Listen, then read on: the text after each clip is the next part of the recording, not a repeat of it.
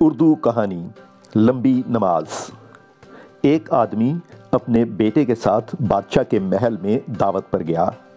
رات کے کھانے کے وقت اس نے معمول سے کم کھانا کھایا، مگر عشاء کی نماز کے وقت معمول سے لمبی نماز پڑھی۔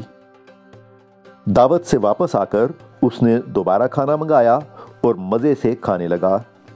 بیٹے نے پوچھا کہ اگر بھوک اتنی تھی تو بادشاہ کے پاس کم کھانا کیوں کھایا؟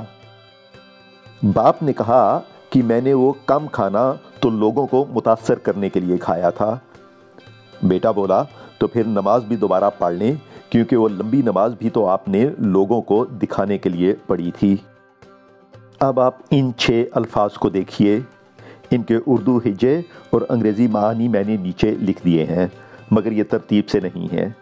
کیا آپ ان الفاظ کو ان کے معنی کے ساتھ ملا سکتے ہیں؟ جوابات یہ ہیں۔ اس کہانی پر تیار کیے گئے تفصیلی اردو سبق کے لیے ڈسکرپشن سیکشن دیکھیے۔